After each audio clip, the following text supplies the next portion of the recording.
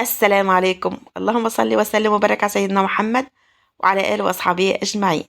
يا صباح التفاؤل، يا صباح الأمل، يا صباح النشاط والورد والياسمين على أطيب قلوب في الدنيا. ازيكم عاملين ايه؟ أهلا وسهلا بكل حبايبنا، شرفتونا ونورتونا على راسي من فوق. شرفتوا قناتي بسيطة ومتواضعة جدا.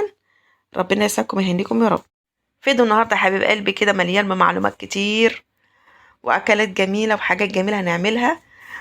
روتين كده طويل كده في المطبخ. يلا بقى لايكات كتيرة يا حبيب قلبي كده وتعليقات كتيرة.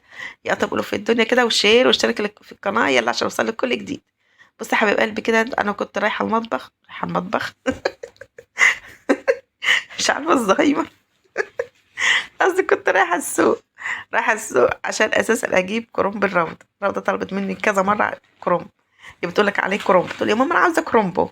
عملت النهارده كرنب. كل ما تلاقيني بطبخ في المطبخ تقول يا ماما عملت كرنبو، يلا هاتي لي محشي. قلت لها يا حبيب قلبي ما عملتش النهارده محشي. طلع حاضر هروح اجيب لك. رحت بقى عشان اجيب كرومبو، اللي هو الكرنب. لقيت يا ستي غالي نار. رغم ان يعني هو مش حلو دلوقتي عشان مش موسمه وكده، يعني دلوقتي كرنب البطل موجود. فيعني بس يا نفسي بقى لما بتطلع. فالمهم الكرنبايه ما تاخدش ربع كيلو، اقول كمان 8 كيلو يعني. قلت ليه يعني. رحت بقى جبت له ورق عنب على كوسه على بتنجان على فلفل. هما كمان كلهم طالبين محشي. بقيت بقى الفلفل الجميل ده جبته بقى كيلو. حلو ورخيص دلوقتي كتير، وحلو ورخيص. جبته ب5 جنيه، وقبل والسول اللي قبليه كنت جايبها كمان كيلو ونص ب5. جبته بقى عشان ابو يوسف بيطلب مني لازما يوماتي كده طبق بتنجان مخلل. فقلت اعمله بقى تهريسه كده واخد منها اخلي البتنجان يبقى سهل، بدل ما كل يوم اعمل ادق وادق واعمل. يبقى سهل. وكمان الهريسه دي بتستخدم في حاجات كتير، مش البتنجان بس، المخلل اي من نوع مخللات هتخلليه. اكلات كمان، اي اكلات بتحب تحط فيها شطه تحط منها. وزي المحشي يعني بيستخدم في حاجات كتيره جدا، في اكلات كتير. فالمهم كده يا حبيب قلبي كده انا جبت الفلفل غسلته كويس. وفلفل جميل جدا، فلفل شطه كبير كده وحلو. هو مش احمر قوي، هو لو قعد يومين تلاتة كده في التلاجة يحمر. بس الصراحه انا عملتهم عشان ما كسرش عليهم. قلت اعملهم كمان كده قبل ما اعمل الغدا. هو بقى كده مخلط كده برتقاني على لون مصفر على مش عارفه ايه، وطبعا لون الهريسه طبعا لون الفلفل اللي عندك. وعندي كمان حبه فلفل كده احمر على شويه شطه كنت جايباهم قبل كده، حطيتهم برضك معاهم.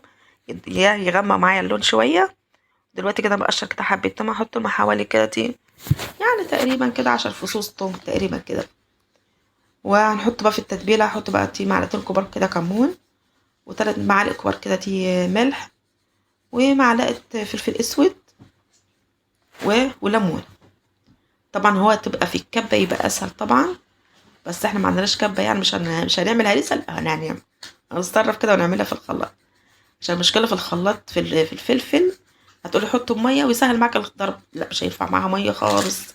الميه هيبوظ مننا. بس هو بس اول ضربه بس كده هتبقى صعبه. انتوا شايفين اول ضربه معايا بتبقى صعبه. بس انتوا شايفين وانا بعمل.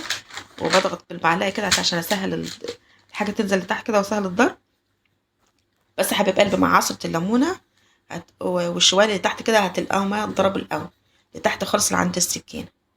فيطلع العصارة، هو أساسا فلفل طري فبيطلع ميته. فالحبات العصارة يطلعوا يضربنا كل الفلفل زي ما انتوا شفتوا كده زي ما انتوا شايفين معايا كده يا حبيب قلبي. اتضرب معايا بس طبعا ما تنعملش خالص. تخليه يعني آه، يعني خشن شوية. طبعا في الكبة تتحكمي أكتر في الخشان بتاعته. عشان هو اللي شوية اللي تحت هيضرب الأول فتلقاهم اللي تحت يبقى ناعمين. اللي فوق لا هعرف اتحكم فيه بالشوية اللي فوق. بس يلا مش مشكلة، كله شغال كله ماشي يعني. احسن ما فيش يعني. المهم كده يا حبيب قلبي انا ضربت شوية الاولانيين عشان اشوف البرطمانات هتقضي ولا الباقيين ولا لا. حطيت بقى شوية الاولانيين في البرطمان. طبعا البرطمان غسلاه كويس ومعقماه. طبعا بيتعقم بقى على مية مغلية كده وتدخل عليه البخار يعقم معاك الحاجة. او ازاز بقى تحطيه في ميه مغليه وبعد كده تنشفيه وبعد كده برضك تمشيه كده على البخار برضك يعقم معاك الحاجه كويس. المهم كده يا حبيب قلبي بس طبعا تنشفيه من الميه كويس جدا اهم حاجه. واهم حاجه طبعا هنغطيه بالغطيان بتاعته عشان الهواء. وتحفظيه ازاي يا حبيب قلبي، ما تحطوش ابدا على الشبكه هيقعد معاكي على التلاجة يعني، على الرفف يعني. هيقعد معاكي، مش هيكمل معاكي اسبوع، تبقى يعني باظ. طبعا تحطيه في الفريزر. في الفريزر هيقعد معاكي سنة بحالها، مش هيجرى له حاجة. تمام كده حبايبي. انا بقى دلوقتي برضك هعمل بقى شوية تانيين نفس الحكاية، احط لهم نفس التتبيلة. وما شاء الله يعني كيلو قطع معايا ما شاء الله كويس، شوية حلوين. وانا قلت كمان هجيب شوية كمان يعني يقعدوا معايا كده تي مدة كده دي، عشان يعني هتيجي بقى تيجي دي الوقت الفلفل رخيص. هتيجي بقى في الشتاء مش عارفة هيبقى الفلفل نار. زي ما شفت دلوقتي بنجيبه ب5 جنيه. نيجي بقى في الشتاء يبقى بقى، كان يعني في الشتاء اللي فاتت وصل ل20 و30، طلع بقى يوصل ل30. وكمان الفلفل الأحمر ده يعني أقل ما تلقاه في الشتاء يعني. ضربت بقى شوية تانيين اهو تمام زي الفل. أنا كمان بقى عشان اسهل عليا بقى الضربة التانية، عملت ايه، خليت شوية من الشوية اللي كنت ضرباهم في الأولانيين، عشان بفهم يعني شوية عصارة شوية مية كده، فيسهل معايا الضرب. عشان فالضربة التانية بقى كانت سهلة بقى، عملتهم على طول يعني. هنا كده ملأت البرطمان ده وملأت البرطمان التاني اهو. طبعا أهم حاجة كده نروق الدنيا أول بأول كده عشان الدنيا تتمرمطش قدامنا حوالينا. فضبط بقى الحبة التانيين، كان فاضل بقى حبة صغننين خالص، سبتهم قلت مش مشكلة، أنا كده كده هعمل بقى خلطة بقى المحشي. فالمحشي طبعا تحط له معلقة من دي، هرسة من دي جميلة أوي في المحشي. فقلت لهم خلاص بقى أنا كده كده هحطهم للمحشي، احط معاهم الطماطم واضربهم مع بعضيهم. كده انا خلصتهم، الدنيا تمام. هوريهمكم دلوقتي. روقت الدنيا كده حواليا الاول. دول شكلهم يا حبايبي، وانا حطيتهم بقى في الفريزر على طول. وطبعا كده يا حبايبي كده لما تاخدي من البرطمان معلقه ناشفه عشان ما يبص منك. دلوقتي كده انا بقطع كده الورق العنب، انا بعملها بطريقه سهله جدا. يعني بعملهم بقطعهم كده مره واحده كده بالسكين، وهي الربطه مربوطه زي ما هي كده، بقطعهم كلهم كده. احسن بقى بالطريقه اللي دايما كنا بنعملها دي، نقطع ورقه ورقه وعرق عرق وبعد كده الرز ومش عارفه ايه. ما هو لا، ده طريقه سهله جدا، وكمان بالمقص يبقى معاكي اسهل، ولا ترص ولا تعملي، وهي الرابطه مرصوصه زي ما هي كده. دي اسهل طريقه واحسن طريقه، سهل معاكي. هقطعهم بقى كلهم كده يا رب النهارده فيديو يعجبكم، فيديو جميل. اللهم صل وسلم وبارك على سيدنا محمد وعلى اله وصحبه اجمعين. قطعت كلهم كده حبايبي كده انا بحب كده يعني ايه، اوضب الخضار كله كده وبعد كده ابدا اطبخ، يبقى يعني الحكايه تبقى سهله شويه. بعد ما انا اجهز حاجه واروح اعملها واجي اجهز الحاجه التانية، فبروق بجهز الدنيا كلها كده مره واحده.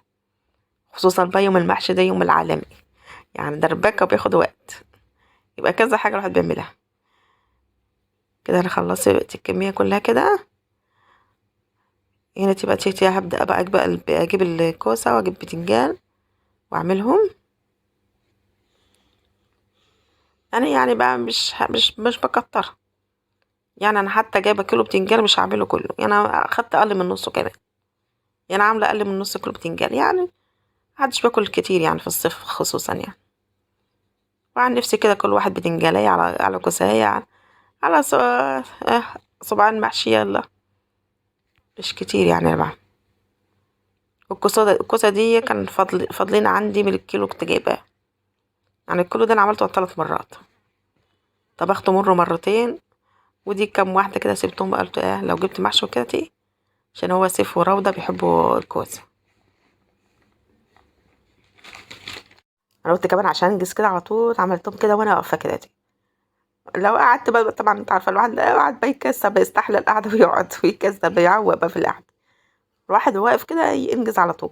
حتى الصراحه انا ما طلعتش من المطبخ لحد كمان ما الاكل استوى، يعني سبت بقى الاكل يستوي بقى، قعدت بقى يعني المواعين اللي عملت فيها قعدت اروقها، اروق في الرخام، اروق الارضيه، مش عارفه ايه. فعمال ما الاكل استوى كنت انا مروقه المطبخ والدنيا تمام. دلوقتي كده انا خلصت الكوسه، وهطلع كده حبه الباذنجان كام واحده كده، هاخدهم بردك قطعتهم كده مره واحده كده، وهفرمهم او اقورهم، اي حاجه.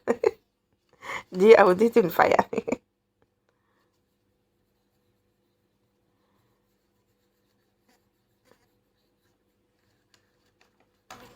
انا فرمهم بقى يا حبايبي. يا رب الفيديو النهارده يكون لطيف كده، خفيف على قلبكم. كمان النهارده فيديو يعني مشجع كده، الوقفه كده في المطبخ. انتوا عارفين بقى اليومين دول حر موت. يعني احنا بنستني كده في المطبخ.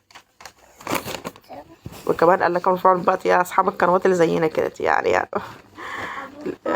لبس بقى في الحر، ويعني الله يكون في عوننا الصراحه.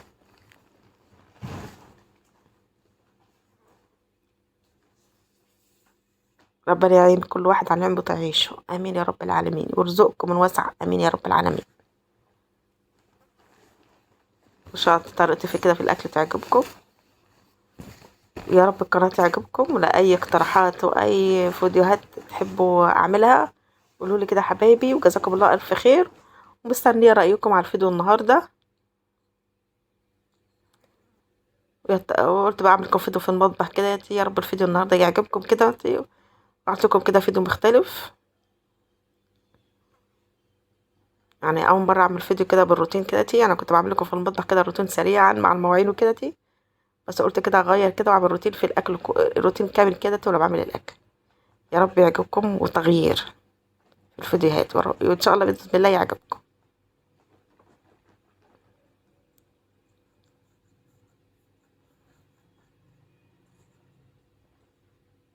احنا كده خلاص يعني كده تقريبا قربت اخلص. وكمان كده كنت انا على كده كنت عملت الملوخيه وانا بصورها لقيت الكاميرا قفلت. قلت يلا بقى مش مشكله. كنت نقيت الملوخيه وحطاها هيتي، هغسلها دلوقتي. غسلت كده حبه البتنجان، واغسل بقى حبه الملوخيه، واسيبها تتصفى.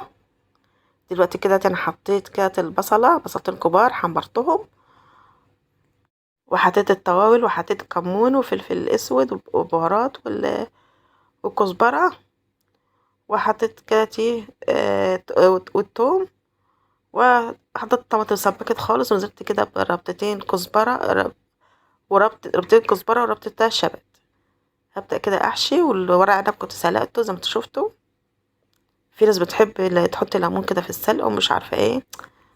لا بيحطوا ليمون وما بيطيبوا. انا الصراحه ما بحبش الحاجات الزاقعه، ما بحطش ليمون خالص. انا كنت حششت بقى كل الكميه، حطيتهم كلهم في حله واحده. العكوسات دي يا حبيب قلبي خضره لا تحسبوها حاجه. وانا حبات يا سبتهم يستووا معايا، حطيت شوربه واستووا. وعملت بقى يا حبه الملوخيه جنبيهم. ودي شكل اكل، ودي الاكله دي شكلها حلوه قوي. الفلفلايه الحمرا دي عجباني. عاطيه كده مفتحه الطبق.